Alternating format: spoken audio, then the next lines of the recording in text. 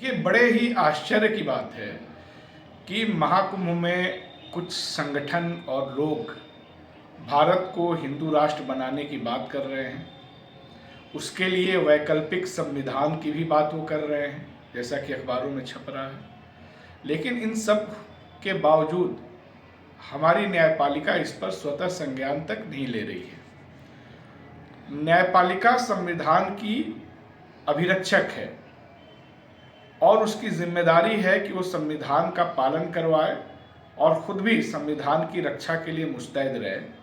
लेकिन बड़ा ही शर्मनाक स्थिति बना हुआ है कि इस तरह की चीज़ों पर कोई स्वतः संज्ञान नहीं लिया जा रहा है, जबकि ये उसकी जिम्मेदारी है। पिछले दिनों जो शेखर यादव प्रकरण था, उस पर भी सुप्रीम कोर्ट ने कोई ठोस कार्रवाई अब तक नहीं की है, जिससे ये संदेश जा रहा है कि या तो न्यायपालिका का एक हिस्सा भारत के संविधान को बदलने की कोशिशों के साथ सहमत है या उसके खिलाफ वो कोई भी कार्रवाई कर पाने में अपने को सक्षम नहीं मान रहा है, उसके ऊपर इतना दबाव है। जबकि भारत के संविधान को बदलने की बात करना राजद्रोह के अपराध के अंदर आता है। इसमें 124A के तहत मुकदमा दर्ज होना चाहिए, जिसमें 3 साल से लेकर के उम्र कैद तक का प्रावधान है।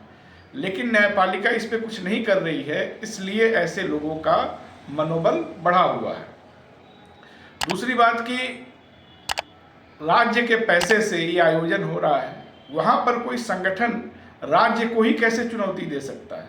और उस पर भी अगर सरकार चुप है, उनको जेल नहीं भेज रही है, तो जाहिर सी बात है कि इस अपराध में सरकार भी शामिल है।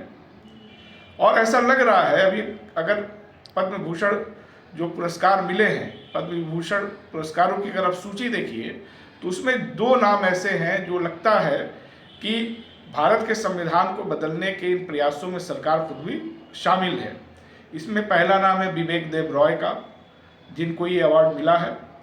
ये प्रधानमंत्री के आर्थिक सलाहकार परिषद के अध्यक्ष थे और इन्होंने अखबार में 15 अगस्त के दिन एक लेख लिखा और कहा कि भारत के संविधान में से समाजवाद और सेकुलर शब्द हटा देना चाहिए, समानता इस तरह की चीज़ों को नहीं रखना चाहिए।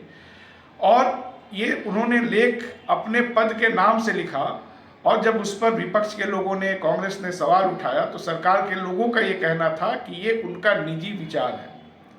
अब अगर ऐसे व्यक्ति को आप पद्म विभूषण दे रहे हैं, इसका मतलब है कि आप उसके एजेंडे से सहमत हैं। दूसरा, इसमें साध्वी रितंभरा का नाम है, जिनको जन सेवा के नाम पे ये पुरस्कार दिया गया है, जबकि वो बाबरी मस्जिद विध्वंस में शामिल थी, उसकी आरोपी रही हैं। Supreme court